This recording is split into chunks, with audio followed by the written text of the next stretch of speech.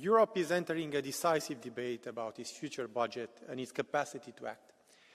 Every day in this House, we call for more investments, but also citizens expect us to answer another key question.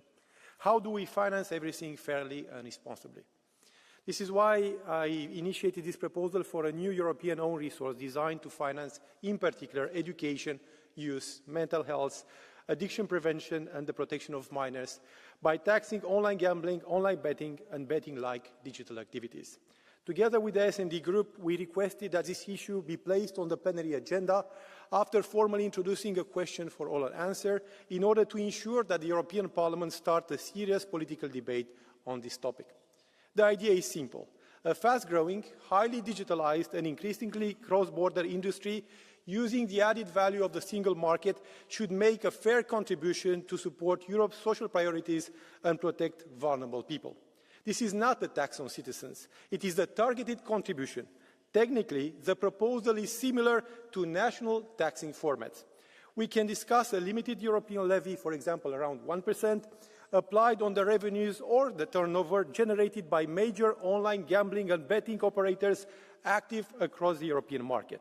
This would not replace the national taxation systems, it would not interfere with the national licensing mechanisms, and it would fully respect member states' competencies in regulating gambling activities. But the potential revenues are significant. If betting-like digital platforms are also included, and if the market continues to grow as expected, the revenues could realistically reach between 2 and 4 billion euros per year during the next EU long-term budget. This means potentially between 14 and 28 billion euros between 2028 and 2034. This is equal to the Erasmus Plus budget in the current MFF. And let us also be honest when we refer to this topic. According to recent estimates published by the industry, illegal online gambling alone already represents around 71% of the market in Europe. This means billions lost in public revenues, weaker protection for consumers and minors, growing addiction risks, and major vulnerabilities linked to money laundering and criminal networks operating across borders.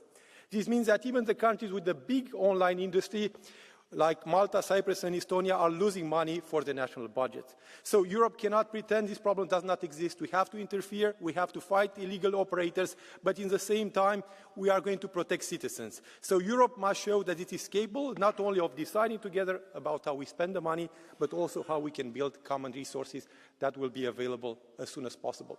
Thank you again to everyone supporting this initiative. Thank you.